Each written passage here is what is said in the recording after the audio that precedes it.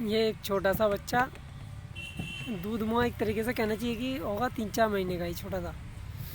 इसको कोई आदमी छोड़ गया था यहाँ। तो राह चलते मुझे किसी 2 लोगों ने बोला कि ये अभी कोई छोड़ गया। मैं उस समय गौशाला में घर से भूस बना के लाया था, तो उस समय की बात है। तो इस बच्चे के लिए मैंने एप्लीकेशन लगाई थी दम्मा डुआ टीन सेट वाले चौकी में।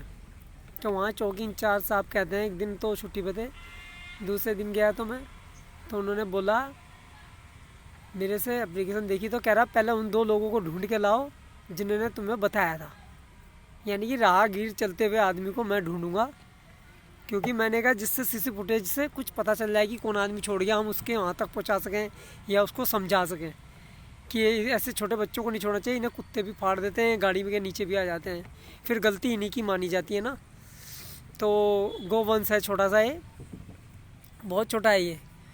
तो फिर उसके बाद ये एप्लीकेशन मैंने दूसरे तीसरे दिन वहाँ लगाई मुखानी थाना में।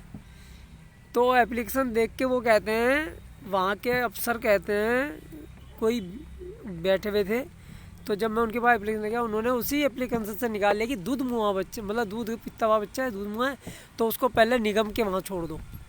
मतलब कोई भी हमारे यहाँ अफसर जो बड़े होते हैं या कोई भी हो, वो हमारे से जब पूछताछ करता है तो उल्टा हमसे इंक्वायरी करनी शुरू कर देते हैं। हमारा साथ देने की बजाय कि किस आदमी ने छोड़ा, उसको 1-2 बार पकड़ के अगर सबक सिखा दिया जाए तो दूसरा आदमी छोड़ने में डरेगा। तो इसलिए तो इन लोगों की इतनी हिम्मत है कि वो कहीं भी किसी को छोड़ देते हैं, गाय को, दूध पीती को, छोटे बच्चे को, गौवंश को। तो इसका मुझे बड़ा रंज है कि हमारे यहाँ थाना अध्यक्ष हों या चौकी इंचार्ज हों, वो हमसे उल्टा क्वेश्चन प्रश्न कर लेते हैं, हमसे उल्टा निकाल लेते हैं, हमारे से जवाबदेही कर लेते हैं। यानी कि हम सेवा भी करें और सेवा करने के बाद हमें इतना वो करना पड़े कि इतना सुनना पड़े। ये 2 बच्चे हैं मेरे पास, एक बहुत छोटा, जो मेरी कोई सरकारी गौशाला तो है नहीं। तो ऐसे में उस आदमी को सबक सिखाना जरूरी होता है, जो आदमी छोड़ गया उसके घर पहुंचा के कि भाई तू गौशाला में छोड़, इतने साल तुमने दूध पिया है, तो आज इनका 2-2.5-3 हज़ार रुपये दे के अगर गौशाला में छोड़ना पड़े तो क्या बड़ी बात है। लेकिन रोड पर मरने से तो बढ़िया है। तो ये मुझे सबसे बड़ा दुख है। हमारे यहाँ कुछ खामियाँ हैं, वो खामियाँ हमारे जैसे लोगों पे लगती हैं, हम लोगों से प्रसन्न किए जाते हैं, लेकिन जो लोग गलत काम करें उनसे कोई प्रसन्न नहीं करते। इतने लोग ये शुक्र बाज़ार के बगल में ही, बिल्कुल शुक्र बाज़ार में ही लगती है, जहाँ वहाँ इतनी शराब धंधा करते हैं, सब पीते हैं वहाँ, देखो सुबह शाम तक भीड़ रहती है। एक भी कोई पुलिस वाला आके कोई वहाँ छप्पा मारता है, कुछ करता है? कोई नहीं।